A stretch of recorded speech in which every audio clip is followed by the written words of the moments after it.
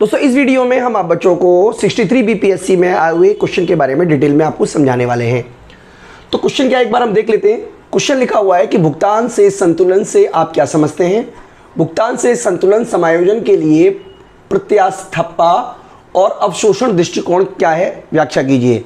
इनकी what do you mean by BOP, what is the elasticity and absorption approach of BOP adjustment, explain. तो इसके बारे में आपको किस तरीके से आपको आंसर लिखना चाहिए, किस तरीके से आप इस तरीके से लिखें कि आपके पूरे नंबर आएँ, उसके बारे में डिटेल हम आप बच्चों को इस वीडियो में कराने वाले हैं। तो बच्चों वीडियो में आपको शुरू करूं उससे पहले एक मेरा वीडियो संदेश है, आप एक बार पहले वो देख लीजिए। तो दोस्तों ये वीडियो संदेश उन तमाम स्टूडेंट्स के लिए है जो यूपीएससी या स्टेट पीसीएस में इकोनॉमिक्स ऑप्शनल की तैयारी कर रहे हैं। तो दोस्तों इसके लिए हमने पूरी की पूरी वीडियो सीरीज बनाई हुई है जो कि आपको हमारी एप्लीकेशन विष्णु इकोनॉमिक्स स्कूल में मिलेगी। तो अगर आप बहुत महंगी फीस से दुखी हैं तो आप हमारे कोर्स को ज्वाइन कर सकते हो। बहुत ही रीजनेबल चार्ज में आपको पूरा का पूरा कोर्स मिलेगा। इसके अलावा उसमें पीडीएफ नोट्स, टेस्ट सीरीज और पास्ट ईयर के क्वेश्चन पेपर भी मिलेंगे। हम ऑफलाइन क्लासेस भी जल्दी ही नया सेशन शुरू करने वाले हैं। तो अगर आप ऑफलाइन क्लास लेना चाहते हैं तो आपको एक लिंक मिलेगा डिस्क्रिप्शन बॉक्स में, आप उस लिंक पे जाकर अपनी डिटेल्स भर दीजिए ताकि जब भी हमारी ऑफलाइन क्लासेस स्टार्ट हों हम आपसे कांटेक्ट कर सकें। दोस्तों अगर हम बात करें सबसे पहला क्वेश्चन की, तो देखिए क्वेश्चन वाइज मैं आपको समझा देता हूँ। इस क्वेश्चन के 3 पार्ट हैं। सबसे पहले पार्ट में आपको बताना है भुगतान से इससे आप क्या समझते हैं। मैं उम्मीद करता हूँ कि अब आप इस काबिल हो चुके होंगे कि इसको आप बहुत आसानी से बता देंगे। इसके अलावा भुगतान शेष में संतुलन यानी कि अपने आप भुगतान शेष एडजस्टमेंट कैसे करता है, भुगतान शेष एडजस्टमेंट कैसे करता है, इसके ऊपर हमने एक ऑलरेडी चैप्टर बनाया हुआ है जिसमें लगभग 6 से 7 वीडियोस हैं जिसमें आपको अलग अलग मेथड बताएं। उनमें से 2 मेथड आपसे पूछे गए। एक तो है प्रतिस्थापा, तो ये तो मुझे समझ में नहीं आया कि जब मैंने इंग्लिश में पढ़ा तो ये इलास्टिसिटी अप्रोच है यानी कि लोच विधि है, ये भी हमने ऑलरेडी कराया हुआ है कोर्स के अंदर। और एब्जॉर्प्शन मेथड है, इसको भी हमने कोर्स के अंदर कराया हुआ है। वहाँ पे तो हमने आपको न्यूमेरिकल एग्जाम्पल के थ्रू भी बताया हुआ है, लेकिन यहाँ पे हम स्पेसिफिक वो बताएंगे जो आपको एग्जाम में लिखना चाहिए और जिसे लिखने के बाद आपके अच्छे नंबर आएंगे, ऐसा मैं आपको यकीन दिलाता हूँ। तो सबसे पहले आपको क्या करना है, भुगतान शेष का अर्थ आपको बताना है। आप सब लोग जानते हो कि किसी देश का जो भुगतान शेष है वो शेष विश्व के साथ किए गए सभी अंतर्राष्ट्रीय लेन देन का लेखा है। यानी कि भुगतान शेष जो होता है वो देखिए एक देश शेष विश्व के साथ अनेक प्रकार के आर्थिक लेन देन करता है, वस्तु भी खरीदता है, सेवा भी खरीदता है, अंतरण भुगतान भी करता है। तो भुगतान शेष ओवरऑल शेष विश्व के साथ आपने जो खरीदा, आपने जो बेचा, उसका एक सिस्टमेटिकल रिकॉर्ड है। तो ये आपको बताना है कि भुगतान शेष किसी देश के शेष विश्व के साथ किए गए सभी आर्थिक लेन देन का लेखा है। अन्य शब्दों में भुगतान शेष किसी देश के निवासियों द्वारा शेष विश्व के साथ निश्चित अवधि में सभी आर्थिक लेन देन का व्यवस्थित रिकॉर्ड है। भुगतान शेष लेखांकन की दृष्टि से सदैव संतुलित रहता है क्योंकि यह दोहरी लेखांकन प्रणाली पर आधारित है। इसके बाद आप बता सकते हो कि भुगतान शेष में 4 प्रकार की मदें आती है, दृश्य मदें, अदृश्य मदें, एक पक्षीय अंतरण मदें और पूंजीगत मदें। तो इनके बारे में भी आप डिटेल आप बच्चों को बता सकते हो। यानी कि आप बता सकते हो कि दृश्य मदें वे होती है जो उसमें सभी प्रकार की भौतिक वस्तुएं आती हैं, जिसमें एक तरीके से आप कह सकते हो कि जिनका आयात निर्यात पर रिकॉर्ड लिखा जाता है। इस एक तरीके से ये फिजिकल गुड्स होती है जैसे गेहूं, चावल, दाल। अदृश्य मदें वे होती हैं जिनमें सभी प्रकार की सेवाएं शामिल आती हैं जैसे शिक्षा, स्वास्थ्य, बैंकिंग सेवाएं, ये सब जो हैं वो सेवाओं के अंदर आ जाती हैं। सेवाएं भी 2 प्रकार की होती है, साधन सेवाएं और गैर साधन सेवाएं। साधन सेवाएं कैसी हो गई, जैसे ब्याज है, लाभ है, और गैर साधन सेवाएं जैसे कि बैंकिंग है, बीमा है, पर्यटन है। इसके अलावा बच्चों एक पक्षीय अंतरण होता है। एक पक्षीय अंतरण वो होता है जिसमें बिना किसी भुगतान के आपको पेमेंट करना पड़ता है, या आप कह सकते हो पेमेंट आप करोगे लेकिन कोई भुगतान नहीं होगा। जैसे मान लीजिए सुनामी आई या कोई नेचुरल क्लाइमिटी आ गई, उसके बदले एक देश दूसरे देश को जो पैसा ट्रांसफर करता है जिसका लायबिलिटी नहीं है वापस करने की, उसको हम बोलते हैं एक पक्षीय अंतरण। और पूंजीगत मदें वे होती जिससे एक देश की संपत्ति और दायित्व में परिवर्तन आता है, और ये मदें बेसिकली किसी देश की संपत्ति और दायित्व में परिवर्तन लाने का काम करती है, जैसे उधार है, निवेश है। तो ये सारे की सारी बातें आपको बतानी है। यानी कि इस वाला जो पॉइंट है आपका भुगतान शेष से आप क्या समझते हो, उसके अंदर आपको ये सारी बातें इंक्लूड करनी चाहिए, या आप इंक्लूड करोगे तभी आपका आंसर पूरा माना जाएगा। तो अगर हम मान लें कि 50 नंबर का क्वेश्चन है तो मेरे हिसाब से 10 नंबर इसके लिए होंगे, 20 मार्क्स इसके लिए होंगे और 20 मार्क्स इसके लिए होंगे। हालांकि अगर आप क्वेश्चन पेपर देखोगे तो वहाँ पे सेपरेशन नहीं किया, लेकिन हम ये मान के चल रहे हैं कि इतना लिखने से आपको 10 नंबर मिल जाएंगे। अब आपको लगेगा कि सर इतना छोटा सा लिखने से कैसे 10 नंबर मिलेंगे, तो बच्चों मार्क्स से नहीं नंबर मिलेंगे, डिपेंड करता है कि आपका पेपर आप कितने घंटे में कवर कर रहे हो। देखिए 3 घंटे का पेपर आप 100 पेज तो लिख नहीं सकते हो। 3 घंटे के पेपर में आप मैक्सिमम टू मैक्सिमम 25 पेज लिख लोगे, 24 पेज लिख लोगे।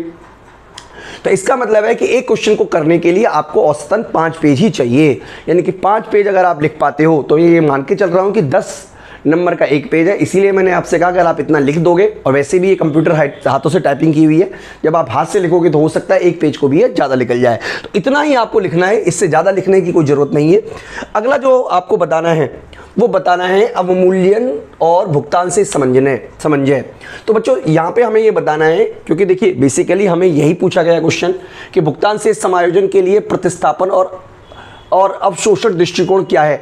तो दोनों ही विधियों में एक तरीके से हम अवमूल्यन करते हैं, हालांकि हम ये कह सकते हैं कि अवमूल्यन का दोनों ही विधियों में क्या इम्पैक्ट पड़ेगा वो अलग अलग मेथड से समझते हैं। तो सबसे पहले हम अवमूल्यन क्या है एक बार हम समझ लेते हैं। आप चाहो तो इसको स्किप कर सकते हो, इसके लिखने की जरूरत नहीं पड़ेगी, यानी कि आप चाहो तो सीधा यहाँ से भी स्टार्ट कर सकते हो अपने आंसर को, लेकिन मैंने ये लिख दिया है इसलिए ताकि आपको कंसेप्चुअली समझ में आ जाए।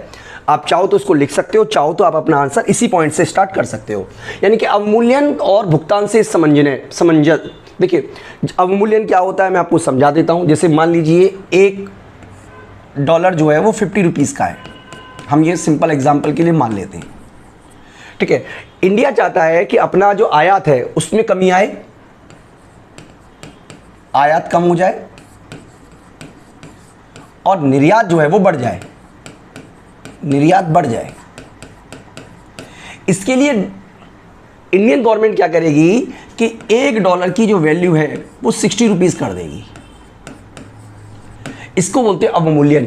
अवमूल्यन का मतलब है कि एक देश की सरकार के द्वारा अपने देश की करेंसी की वैल्यू को विदेशी करेंसी की तुलना में या विदेशी एसडीआर की तुलना में कम कर देना, यानी कि विदेशी जिसके कंपैरिजन में आप अपने देश की करेंसी को कंपैरिजन कर रहे हो उसके कंपैरिजन में अपनी घरेलू करेंसी को सस्ता कर देना, उसकी वैल्यू को घटा देना ही मुद्रा अवमूल्यन कहलाता है। बच्चों मुद्रा अवमूल्यन और मूल्यह्रास में अंतर होता है। मुद्रा अवमूल्यन जहां सरकार जानबूझकर करती है, मुद्रा मूल्यह्रास वहीं पर डिमांड एंड सप्लाई के फोर्सेस के द्वारा किया जाता है। तो ये बातें आप बता सकते हो जिससे कि आपको पता रहे कि अवमूल्यन क्या होता है। और अवमूल्यन की सफलता की कुछ शर्तें भी हैं, यानी कि एक देश अगर अवमूल्यन करता है और वो सोचता है कि उसका भुगतान से ठीक हो जाएगा, ऐसा भी नहीं है बच्चों। अवमूल्यन करने की सफलता के लिए आवश्यक है कि जिस देश ने अवमूल्यन किया है, देश में अगर मान लीजिए देश में जिन वस्तुओं का निर्यात किया जा रहा है तो निर्यात की मांग और विदेशी वस्तुओं की मांग अवमूल्यन करने से अधिक लोचदार होनी चाहिए, यानी कि जो मांग है विदेशियों की वो अधिक लोचदार होनी चाहिए, निर्यात की मांग अधिक लोचदार होनी चाहिए, ये आप याद रखिएगा। इसी तरीके से विदेशों से आयात की जाने वाली वस्तु को अवमूल्यन करने वाले देश में घरेलू बाजार में अधिक लोचदार होनी चाहिए। तो यहाँ पे बच्चों थोड़ा सेंटेंस गलत है, मैं आपको सिंपल समझा देता हूँ कि जो आप निर्यात कर रहे हो उसकी मांग लोचदार होनी चाहिए और जो आयात कर रहे हो उसकी मांग भी लोचदार होनी चाहिए।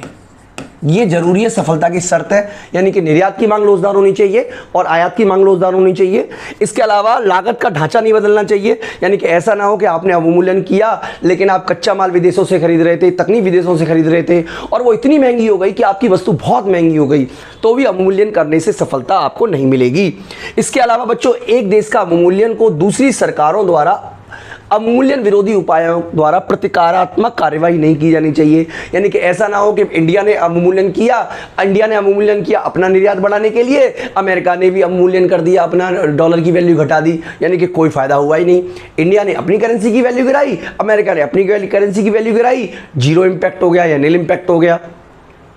यानी कि कहने का मतलब ये है कि डिमांड जो है निर्यात की वो और डिमांड जो है वो आयात की, वो दोनों लोचदार होनी चाहिए।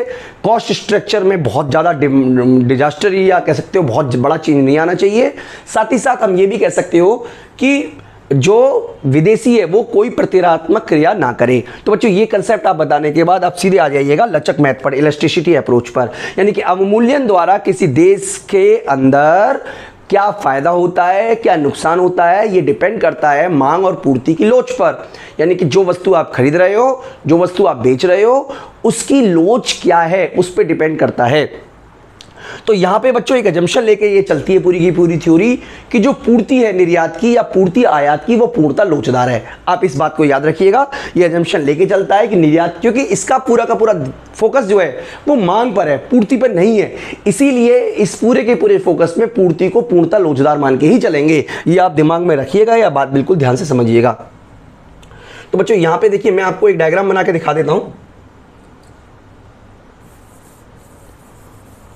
तो सबसे पहली कंडीशन यह है कि अवमूल्यन करने वाले देश की निर्यात की मांग की लोच इकाई से कम है। देखिए समझने की कोशिश कीजिएगा। मान लीजिए आपने क्या किया, अवमूल्यन किया,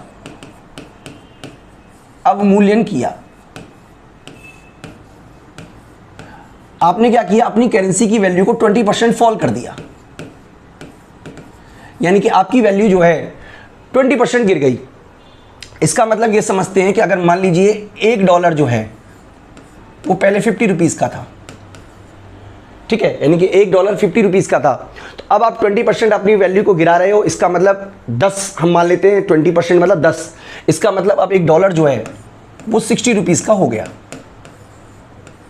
लेकिन आप जिन वस्तुओं का आयात कर रहे थे, अवमूल्यन करने वाले देश की मांग की निर्यात कर रहे थे, निर्यात की जो लोच है वो 1 से कम है। इसका मतलब ये हुआ कि निर्यात की लोच 1 से कम का मतलब है कि जो हमारी NX है, NX का मतलब हमारी एक्सपोर्ट की डिमांड आप समझ लो, वो 1 से कम है। इसका मतलब ये हुआ कि हम मान लीजिए गेहूं बेच रहे थे या चावल बेच रहे थे या दाल बेच रहे थे, हालांकि हमारी दाल चावल सस्ती हो गई हैं, लेकिन विदेशियों को इससे फ़र्क ही नहीं पड़ रहा है कि हमारी दाल सस्ती हो गई है, तो यानी कि वो ज़्यादा हमसे वस्तु नहीं खरीद रहे।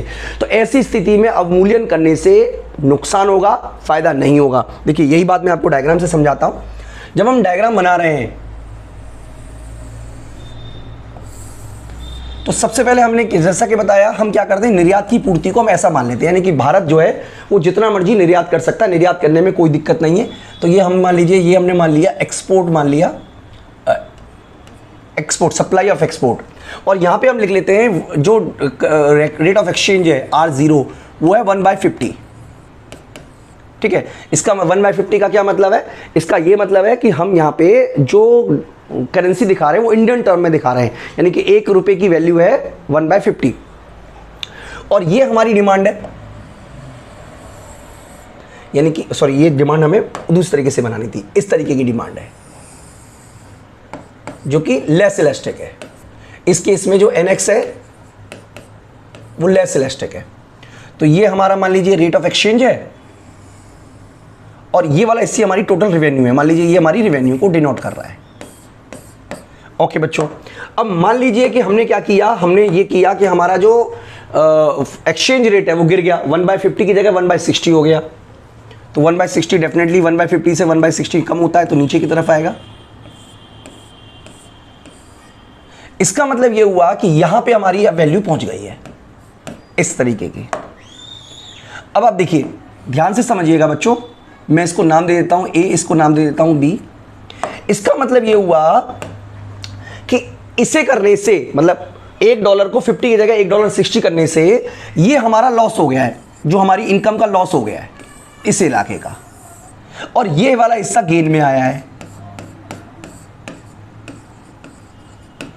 यानी कि आप साफ साफ देख सकते हो कि इस स्थिति में जो गेन हुआ है वो काफी कम हुआ है, जबकि लॉस जो है वो काफी ज्यादा हुआ है। इसका मतलब ऐसी स्थिति में जब निर्यात की मांग लोचदार है, सॉरी कम लोचदार है, इकाई से कम लोचदार है, अवमूल्यन करने से फायदा नहीं होगा।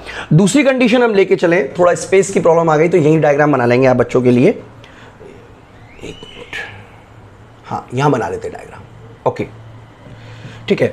तो इस केस में क्या है, अवमूल्यन करने वाले देश की निर्यात की मांग की लोच इकाई से 1 से अधिक है। यानी कि भारत मान लीजिए निर्यात कर रहा है, मान लीजिए ऐसी चीज का कर रहा है जिसकी मांग लोचदार है, मान लीजिए मोबाइल फोन की कर रहा है या टीवी की कर रहा है या मान लीजिए सॉफ्टवेयर की कर रहा है।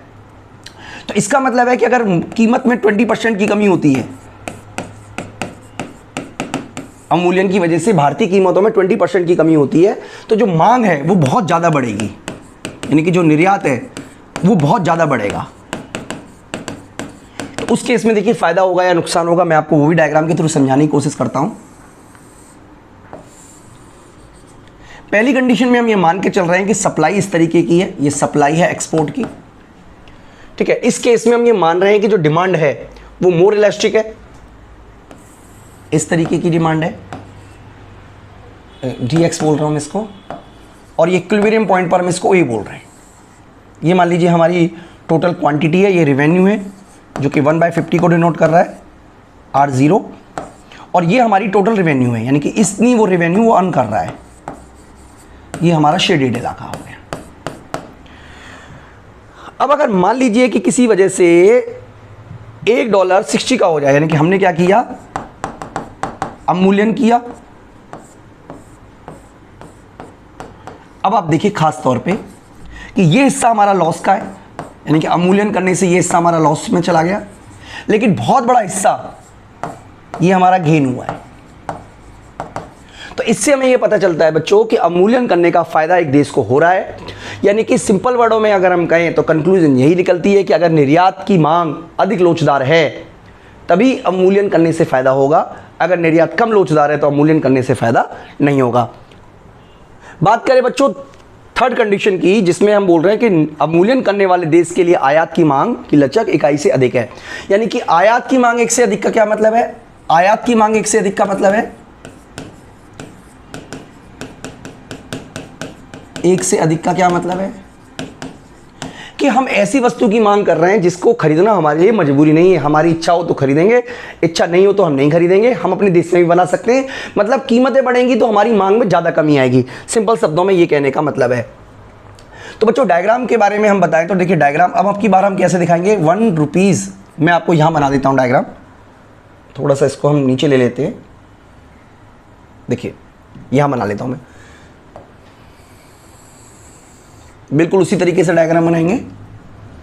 यहां पे हम ले रहे हैं ₹1 equal to $50, sorry $1 equal to ₹50, ठीक है, इस टर्म में ले रहे हैं।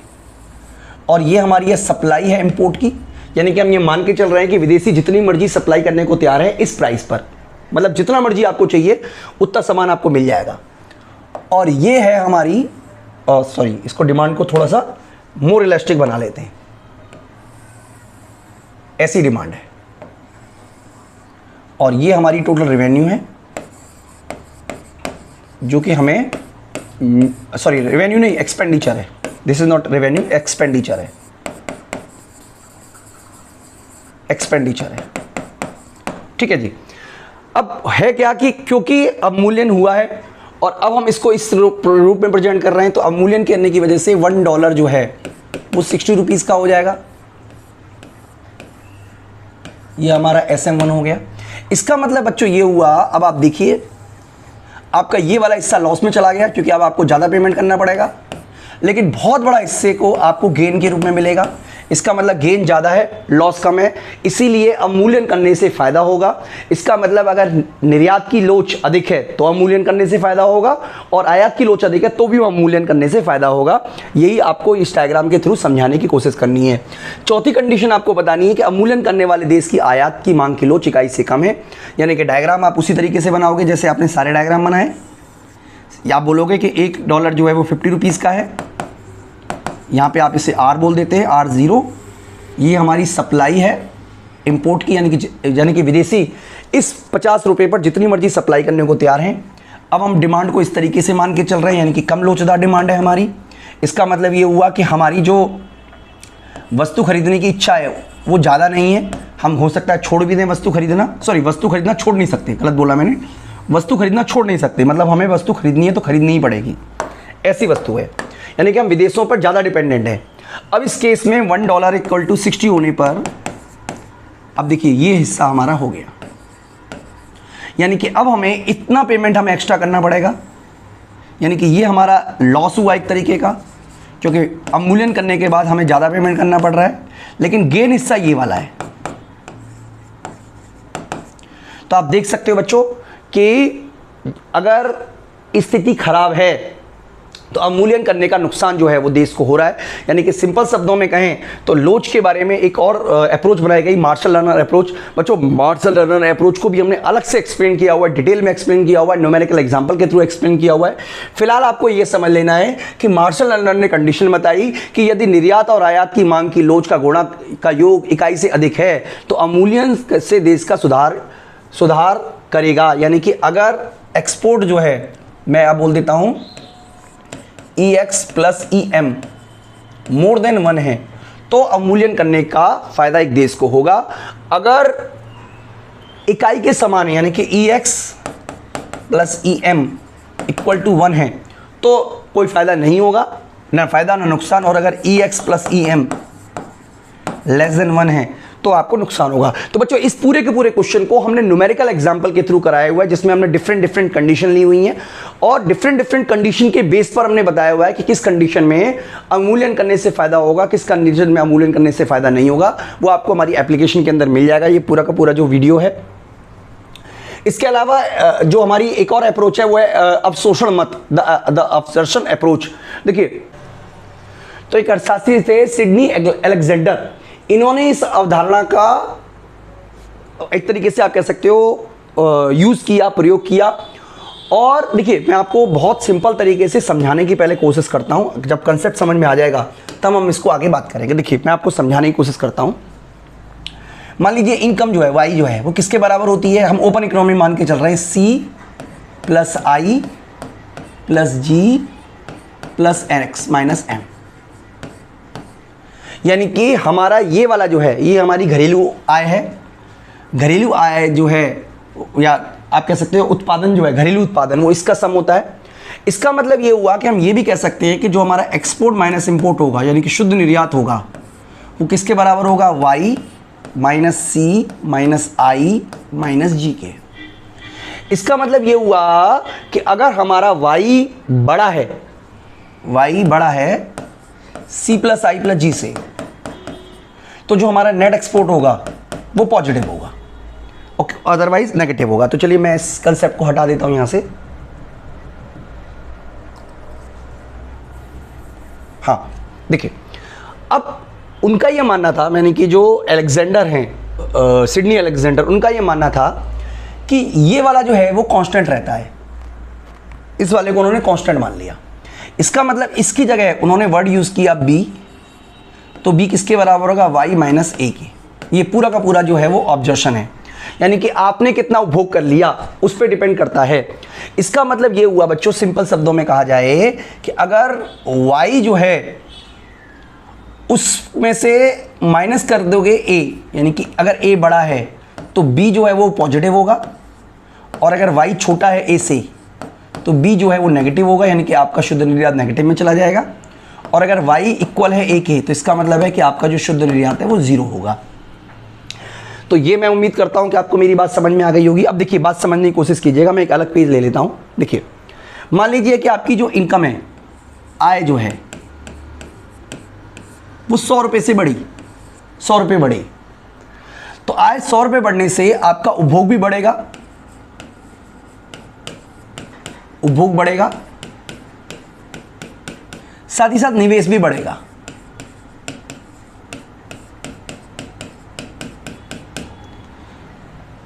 कितना उपभोग बढ़ेगा इसको हम बोलते हैं, ये डिपेंड करता है आपकी सीमांत उपभोग प्रवृत्ति पर, सीमांत उपभोग की प्रवृत्ति पर, जिसको क्या बी बोलते हो। और निवेश कितना बढ़ेगा, ये निजी निवेश की बात हम कर रहे हैं, जिसको हम बोलते हैं सीमांत निवेश प्रवृत्ति, निवेश की प्रवृत्ति, जिसको हमने ए बोला हुआ है। अब मान लीजिए कि आपकी जो बी की वैल्यू है वो है आपकी 0.8, मान लीजिए 0.8 है, और जो ए की वैल्यू है वो है आपकी 0.8, चलिए हमने मान लिया। इसका मतलब ये हुआ कि इन दोनों को जोड़ दें, तो इसी को उन्होंने ऑब्जर्वेशन कहा, जिसको कि उन्होंने ई से यूज किया, ई, यानी कि ई की वैल्यू कितनी हो गई? 1.6। इसका मतलब ये हुआ कि अगर आपने अवमूल्यन किया,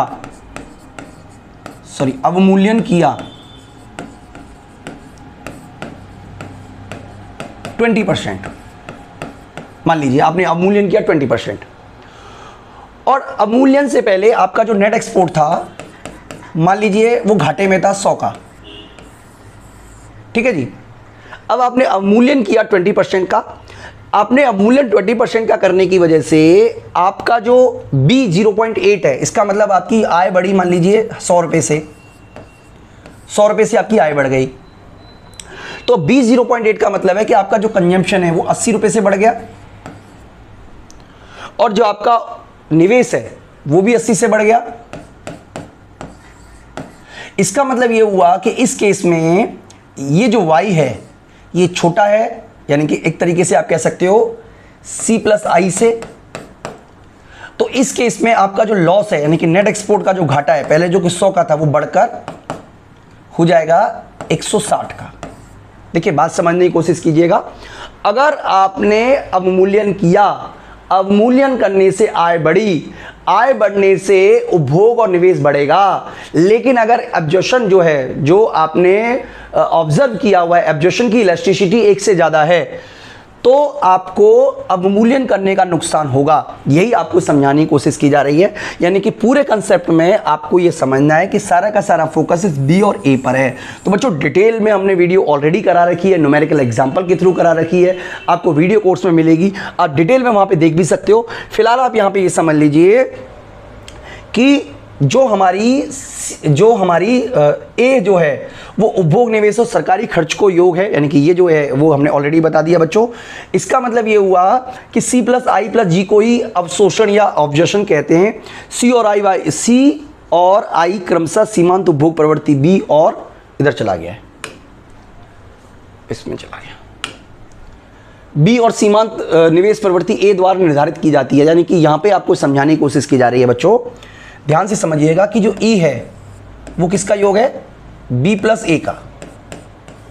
तो अगर मान लीजिए B 0.5 है और A भी 0.5 है, कोई वैल्यू हो सकती है, ये 0.6 मान लो, इससे कोई फर्क नहीं पड़ रहा है, यानी कि दोनों का जोड़ अगर 1 के बराबर है तो अवमूल्यन करने से ना फायदा होगा ना नुकसान होगा। अगर ये 1 से ज़्यादा है, 1 से ज़्यादा है E की वैल्यू, तो अवमूल्यन करने से नुकसान हो जाएगा, और अगर 1 से कम है तो ही अवमूल्यन करने से आपको फायदा होगा। इसका मतलब यही पूरी की पूरी कंडीशन है। यानी कि अगर E जो है वो मोर देन 1 है तो व्यापार से बिगड़ेगा, इक्वल टू 1 है तो व्यापार से इसमें सुधार ना होगा ना बिगाड़ी होगी, और अगर E लेस देन 1 है तो व्यापार से इसमें सुधार होगा। बच्चों यही पूरा का पूरा कंसेप्ट है, इसके अलावा कोई कंसेप्ट है ही नहीं। अगर आप इसको अच्छी तरीके से लिखते हो तब जाकर आपके पूरे के पूरे नंबर आएंगे। तो बच्चों जो मैंने लिखा हुआ है आप उसको कॉपी भी कर सकते हो एग्जाम पॉइंट ऑफ व्यू से, या अपनी तरफ से भी पॉइंट बना के लिख सकते हो, लेकिन बनाना सब कुछ यही है बच्चों। तो अगर आप सक्सेसफुल होना चाहते हो UPSC स्टेट PCS एग्जामों में तो आप जरूर हमारे कोर्स को ज्वाइन करें बच्चों। इस वीडियो में इतना ही, थैंक यू।